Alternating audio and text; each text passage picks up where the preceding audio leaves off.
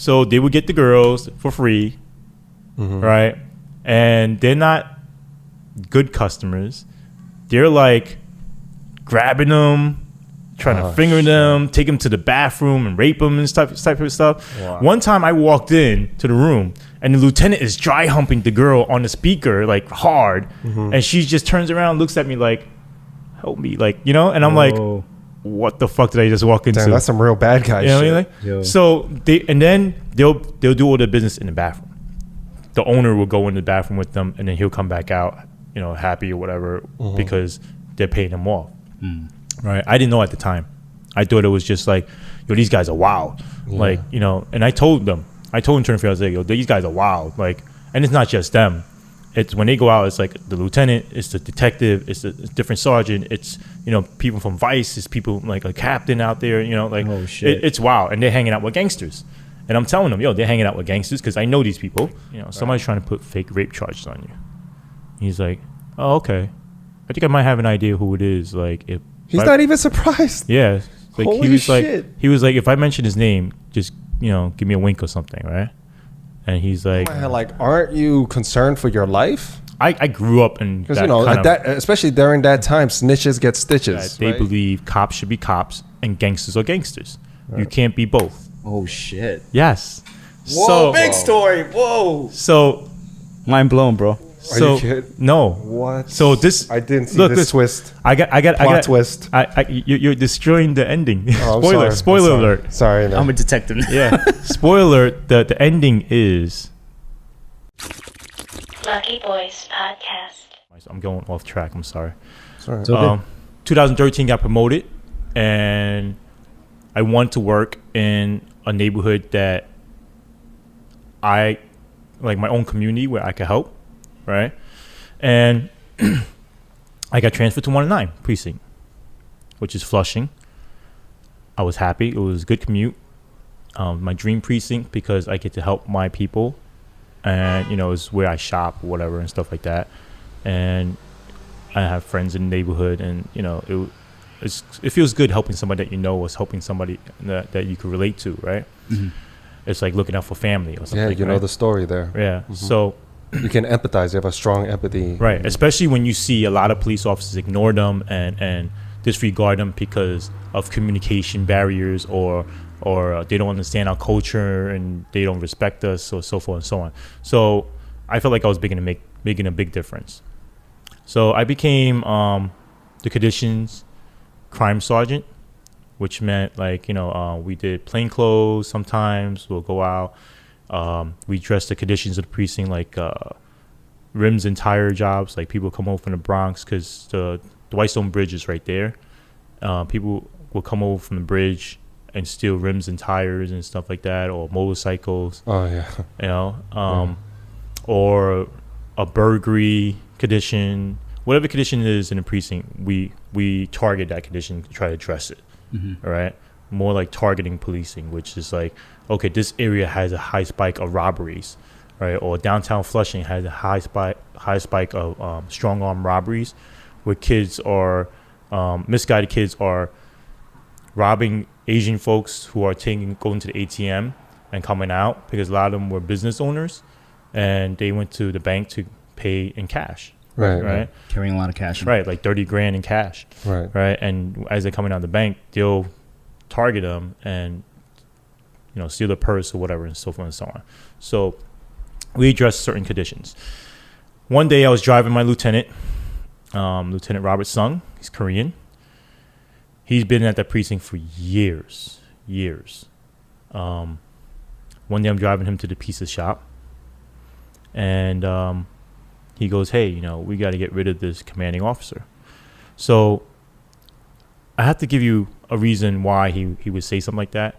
That sounds crazy to me already. Like, yeah. That's like the commanding officer of the precinct that you guys are working at. Okay. So I have to give you a little backstory why he would say that, right? So this is the backstory of the 109 precinct. That's a mob shit right there. Yeah. This is not the first time that officers were arrested from 109 precinct for taking briberies and stuff like that, for corruption. All right. When I asked to go there, the person that helped me get there actually warned me Steve, don't come here. I don't want you to get mixed up in anything. If you do come here, you have to be very careful which cop you associate with, and which where you associate, and who you talk to, whatever. Also, it's a very hot precinct right now. I think the feds have a case. Holy shit! Right. So when I first went there, they're like, "Oh, watch out for over here, Casino and Main Street. The library. That camera, FBI is tapped into, whatever, and so forth and so on. They're watching the precinct because." When I went there, like recently around that time, or a couple of years before I got there, right?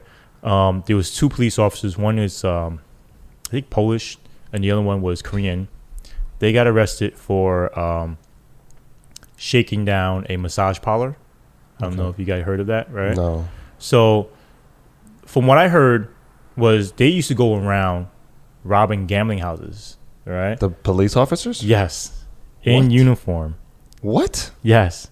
So they'll be like, weren't they concerned about cameras? No, because it's illegal gambling houses, right? Oh, illegal. Oh, okay. Yeah, they can't report it. Like a poker, like let's say poker night. Yeah. Actually, we might actually have a mutual friend. I don't want to mention him on camera. Okay. Right. We probably do. Yeah, we have a mutual friend that can vouch for that because he was there. Wow. He's the one that told me the story. Right. Wow. So he said they would come in. And in uniform, act like they're coming to respond to a job. Tell everybody to empty out their pockets, right? Everybody empty out their pockets. Pull the cash on the table, right? Take all the cash and just leave. No arrest. They basically just robbed everybody. Who they're gonna call, the cops? Yeah, no. Yeah. No arrest, no nothing. Yeah. And this was like a regular thing to them, right? So people were like pissed off. Like the underground people were pissed off at them already, right? Yeah. And then that kind of stuff was happening. So the reason why they went to this massage parlor, was because they heard that they had $1 million in cash in that massage parlor. It was like something else going on, something shady going on there. And they wanted to rob the place, right? So they went to that massage parlor. They're like, where's the money? And they're like, oh, we don't have no money here. They searched the place, everything. They couldn't find the money. They said, we're going to come back, and that money better be here, right? They couldn't find the money because the same person told me the story. The money was hidden in the ceiling panel. The ceiling panels. Yeah. So they couldn't find the money. So these people now, they call internal affairs.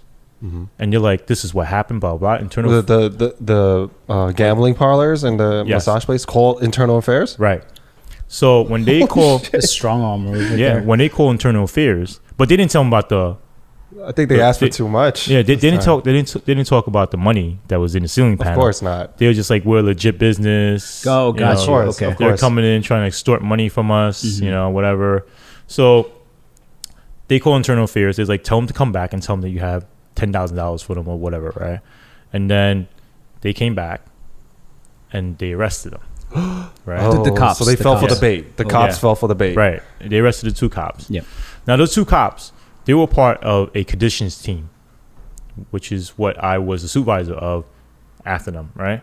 So they were part of a conditions team. That old conditions team, that detective that I arrested, I'll tell you guys about later, was part of that team.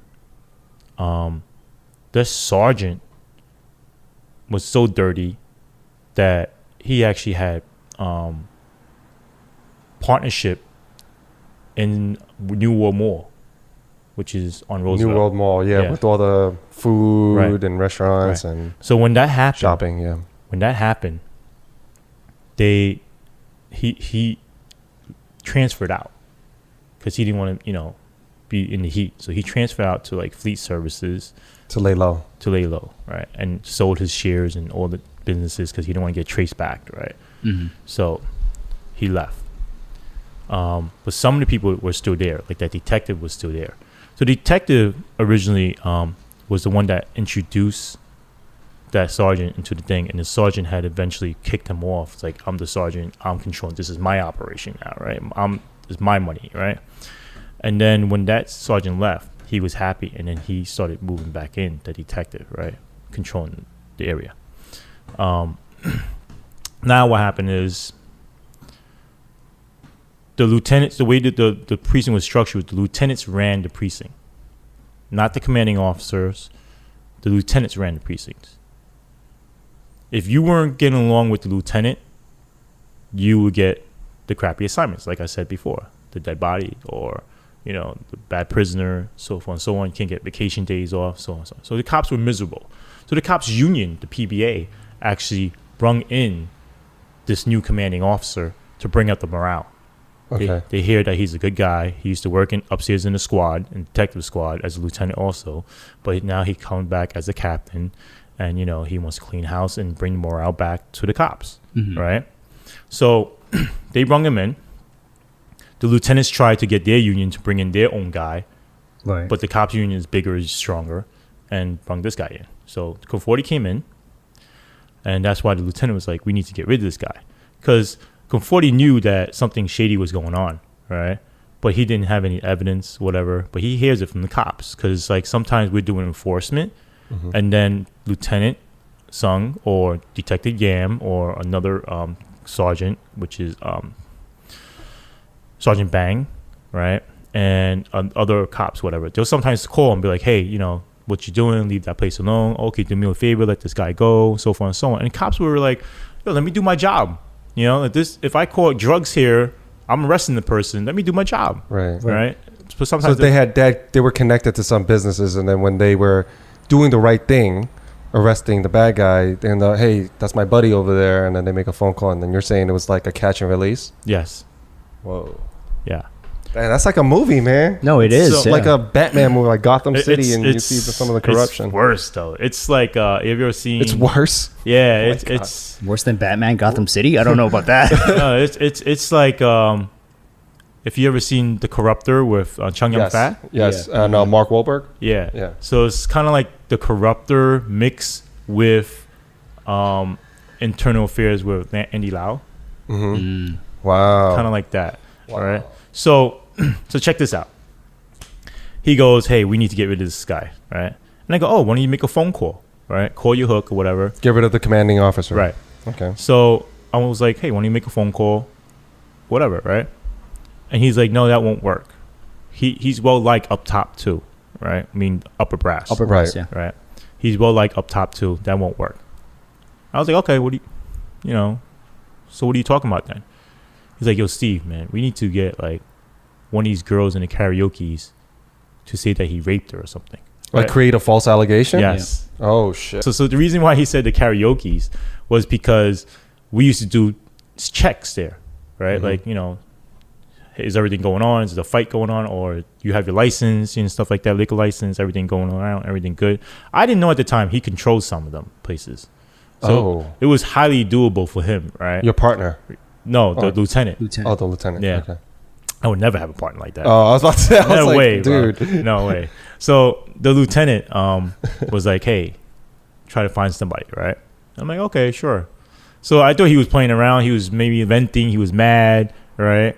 Sometimes people say wild things when they're mad or whatever, right? So I waited a week. Throughout the whole week, kept on bringing it up. Hey, Steve, did you find a girl yet? Hey, Steve, you found a girl yet? And I was like, no. I'm looking though. So you thought it was gonna pass over, and he just kept. But pressing. he kept on bringing it up. So I was like, damn, this dude is serious, right? At that time, I was dating the Japanese female. She was a stripper, and sometimes she would work in those places, right? And you know, I talked it over with her, and she was like, you gotta definitely, you know, tell him, give him the heads up, you know, give the commanding officer a heads up. And I was like, you're right, because I have a guilty conscience. It was bothering the crap out of me. This guy is a family man. He comes in with his wife and kids all the time to the precinct. And, you know, he's a great guy, gentleman. Right? He's a good, decent human being. Right. So why did the lieutenant want to remove so they could do more? Because he was messing with their money, because he was on to them, I think. Right? So they could have... Right, because he was restricting their power. Like, he was... He was putting a ceiling with how much they could earn. Well, he was they were losing his power, because now the cops have the power, right? And him, the commanding officer, because now it's like he's hands on. Like, no, you can't do that. No, you can't do this. Right. Before they had free reign. Yeah. Right. So they need to bring their own guy in, get rid of this guy, and bring their own guy in. Right. So on top of that, they hated him. All the lieutenants hated him. A lot of them transferred out. So he was really tough on everyone. Right. The only people that stayed were people who had interests to protect there, right? Okay. That's why they stayed. You mean the good cops? No, the bad lieutenants, Okay. right? No, the cops weren't bothered at all. Okay. The cops were happy. The cops' morale was up. The cops was like, finally, we could do our job without the lieutenants messing with us and stuff like that. We could, actually do police work, right? Okay. So, whatever the case is, one day I knocked on his door. I go, hey, The lieutenant or the commander? the captain, the commander. The captain, commander. Okay. So I knock on his door. I go, hey, boss, you got a minute? He's like, yeah, sure. What's up? I go, look, something I got to tell you, but I don't want to get involved, right? Because I know at that time, if you go undercover or work with IAB, you get transferred out after that. And you didn't want that. No. And I was like, listen, you have a hook. He has a hook. I don't have any hooks. This is my dream precinct. I love living here. I love working. I love working here. I'm helping my community. This was something I always wanted to do, right? And It's your dream job, right? So he's like, yeah, no problem. Don't worry about it. What's up? And I was like, look, somebody's trying to jam you up, which means somebody's trying to get you in trouble. Yeah. Right. And he's like, oh, what is it? So I could, protect myself. I'm like, somebody's trying to put fake rape charges on you. He's like, oh, okay. I think I might have an idea who it is. Like, if he's not even surprised. Yeah. Like, Holy shit. He was like, if I mention his name, just, give me a wink or something, right? And he's like, Sung, right? And I'm like, yeah. Well, he said Bobby, right? He said Robert. Yeah. And I'm like, yeah. So I'm like, okay. He's like, all right, thanks. I'll keep in mind. Thank you for the heads up, whatever. That's like super casual. Yeah. That's not how I would have handled it. I mean, he probably he didn't know, so the commanding officer was probably like very cautious too to right. If right. You didn't, but the thing is that he expected it anyway. Right. All right. So I walked out of his office. A week later, he calls me back into his office and he goes, hey, Steve, I had to drop a log with internal affairs to protect myself. Right. And a log means like a report. Right. Mm-hmm. Right. And internal affairs wants to know if you could get it on recording. Yes. Put you on record. Yeah. Right. Whew. And I'm like, do I have a choice? Because I told you I don't want to get involved. Yeah. And he was like, well, no, you don't really tell internal affairs no. Right. Ooh. And I'm like, okay, so I guess you're not asking me, you're telling me, right? Yeah, so there goes your dream job. Yeah, so I'm being voluntold. So I was like, so what would happen though? Like, what's going on? He's like, oh, don't worry about it. Nobody would know. You're just going to get the rape charge on recording and then, whatever. Don't worry about it. Nobody would know. You're going to stay here. I promise you that, whatever. Okay, cool. Internal affairs will come to your house and they'll interview you and actually what happened and so forth and so on. So they came. They interviewed me like maybe 3 times. All right, fine. They gave me devices. For a month, I'm trying to get it on recording. The first time I go in and be like, hey, what's up, Lou? How you doing? Yo, I think I found that thing that you want me to do. Like, I think I found something. He's like, what are you talking about? Oh, shit. Right? And because all the time it was him bringing it up to me. You must have been like, what the fuck? Yeah, it was never me bringing it up to him. So he found it suspicious that you said something. Oh, wow. So he was like, wow, what do you mean? What are you talking about? And I'm like, finding a girl. And he's like, oh, okay, yeah. Did you find somebody? And I'm like, yeah. He was like, oh, okay. And then so he kept it vague. Right. So then I'm like, all right, whatever. So they were like, oh, you know what? Go out and drink with him, right? And maybe he'll get drunk and, he'll loosen up a little bit. Right, he'll loosen up and he'll mention it, right? And I'm like, so you want me to go hang out with this guy? Yeah, I mean, like, did you do that normally? It kind of looks suspicious. I hung out at karaoke with my friends, right? But not the lieutenant. No, not with him regularly, right? So, all right, whatever. We go hang out. We go drink, right? I'm on the covered out, right? So it's like, we go drink. They give me devices, and I noticed that when they're out, bro, they're wild. Like, you think like our friends are wild out there? No. They're wild. Like you're saying like they go out there, they drink hard, and then they beat people up, or what do you mean? No, not beat people up. They don't need to beat people up. Yeah, because it's like they'll go in, tell the owner come in here. The owner will come in, what's going on? Where's our service? Where's our liquor? Blah blah blah blah. And manhandling is like real straight up gangster.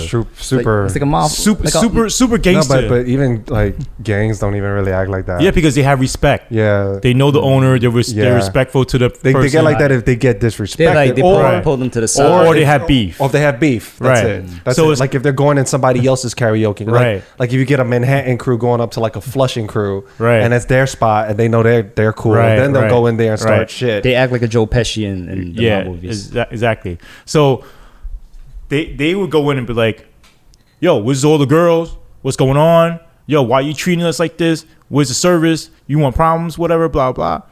So they would get the girls for free, right? And they're not good customers. They're like grabbing them, trying to finger them, take them to the bathroom and rape them and type of stuff. Wow. One time I walked in to the room and the lieutenant is dry humping the girl on the speaker like hard, and she just turns around, looks at me like, help me, like, you know, and I'm like, what the fuck did I just walk into? Damn, that's some real bad guy You know shit. what I mean? Yo. So they'll do all their business in the bathroom. The owner will go in the bathroom with them, and then he'll come back out, you know, happy or whatever, because they're paying him off. Right? I didn't know at the time. I thought it was just like, yo, these guys are wild. Like, you know, and I told Turnfield, I was like, yo, these guys are wild. Like, and it's not just them. It's when they go out, it's like the lieutenant, it's the detective, it's a different sergeant, it's, you know, people from Vice, it's people like a captain out there, you know, like, Oh, shit. it's wild. And they're hanging out with gangsters. And I'm telling them, yo, they're hanging out with gangsters because I know these people, right? And they're hanging out with gangsters and they're never paying for anything. Everything is free on the house, right? And on top of that, I think they're raping girls in the fucking bathroom and shit. You know what I mean? Like, it's wild. This So- is crazy to me, man. Yeah, It's so- mind blowing. You know what they said to me? Oh, don't worry about that. Just try to get the rape charge on tape. And I'm like, wait a second. I just told you it's a whole can of worms. They're doing big illegal shit, and all you care is a rape charge? Why is that? Because they knew, I think. They knew what was going on. They just didn't want to expose it because they knew that if they expose it, the network gets exposed, right? And it's like, it's not just him here. It's like Flushing because Flushing has a clique of cops that control Flushing. And then 8th Avenue in Brooklyn have a bunch of cops that control 8th Avenue in Brooklyn. And then 5th Precinct has a bunch of cops that control, 5th Precinct. So it's all connected within the Chinatowns? Right. So, but it's not just Chinatowns. It's Italian neighborhoods, same thing. They have Italian cops that control, Italian neighborhoods and stuff. It's a whole network. So it's like they have all people set up in these places, controlling these areas, getting benefits from them, right? It's like organized crime. It's like a RICO. Wait, during all this, More organized. like than what goes through my organized head, crime. like, aren't you concerned for your life? I grew up in Because that kind at of, that, especially during that time, snitches get stitches, right? So Yeah. I'm pretty sure they're looking at you like you're a snitch. You're wearing a wire. no, but they don't know. They don't know. And I grew up around. but eventually they will know. Yeah. like after the fact, and they're Right. not going to be able to arrest everyone. Right. So That's whoever's why. left over may try to get at you. Right. So that's why I cleared it with my friends in the street. Right. Mm-hmm. I cleared it with certain community leaders. Right. And they're like, we don't like them. We know what they're doing. They're hurting our community. They're poisoning our community. Yeah, the street Dude, people, they don't like right. the rapey stuff. I'll tell Right. you that, that's a red flag. Yeah. Yeah. And on top of that, they believe cops should be cops and gangsters are gangsters. You Right. can't be both. Right. Right.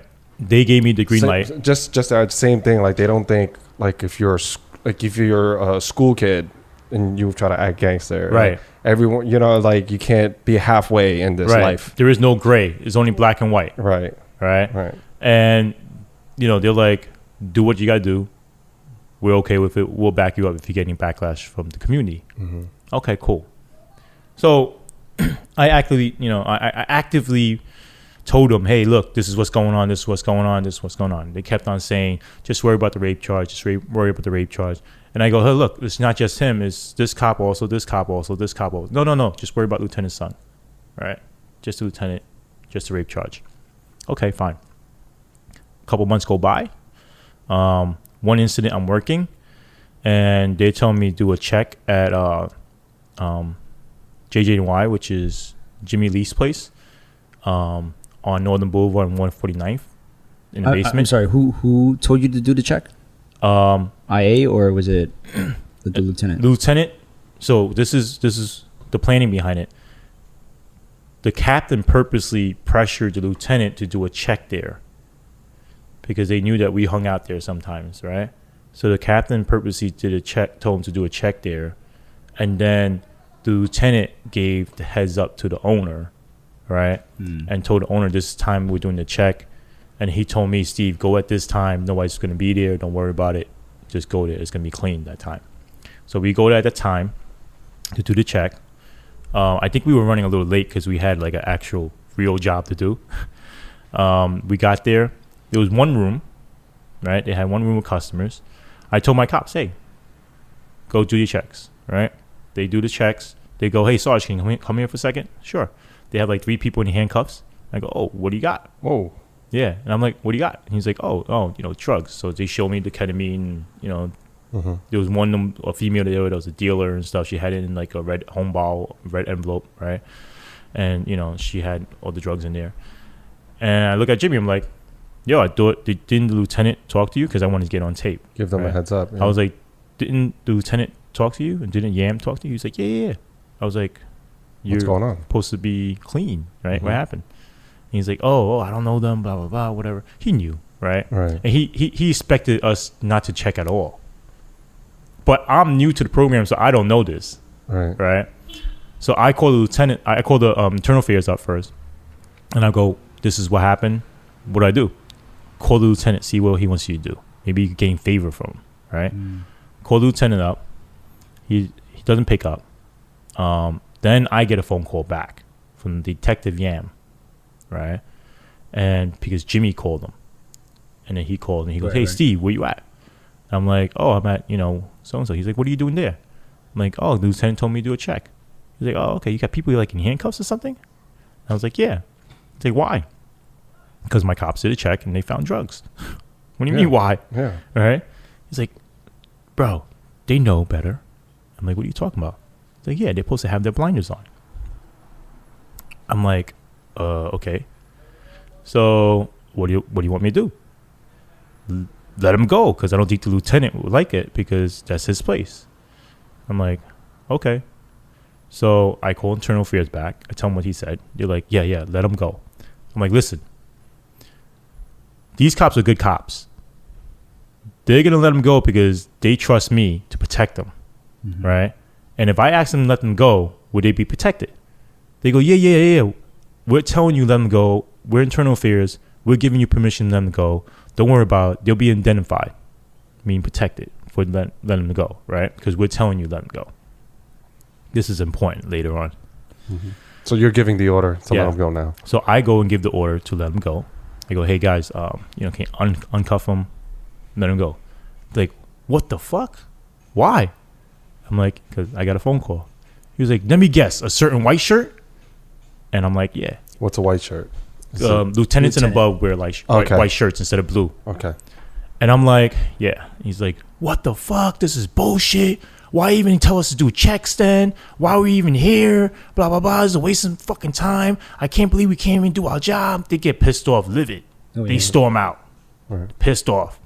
Every right to every be. right. So then I, give Jimmy shit. I'm like, yo, don't let this fucking happen again, blah, blah, blah. Look, you're causing my cops to be pissed off, whatever, and so forth and so on, right? Next day, Detective Yam approaches me at the driveway of the precinct. And he's like, yo, thanks for doing that yesterday, blah, blah. If you ever need anything, this is like a long story short, right? If you ever need anything, let me know, and Jimmy will take care of you. Right? So, boom. That's my ticket in, all right? Yep. So I'm telling internal affairs, look, this is what he said. I got on tape. Boom. I could get paid off by Jimmy. We could get him. We could trap him, right? We could prove the corruption. Oh, no, don't just worry about the rape charge. What? Exactly. So I'm like, wait, so this guy's offering to pay me off, get on the payroll, you don't want to take advantage of that. You want me to just still worry about the rape charge? You're not. Your internal affairs. You know what I mean? Like, They're not trying to connect the dots here. no, Yeah. at all. Right? Don't they usually try to go for the whale? They're not trying to go for like a little. No, that tells not me at all. something like IA corrupt? Yes. Oh shit. Yes. Whoa, big story. Whoa. So Mind blown, bro. Are you kidding? No. What? So this I didn't see look, this twist. I got Plot twist. you're destroying the ending. Oh, I'm Spoiler. sorry. Spoiler I'm sorry. alert. Sorry, man. I'm a detective. Yeah. Spoiler alert. The ending is right. Internal affairs is nothing but damage control. Smoke and mirrors and PR for the NYPD.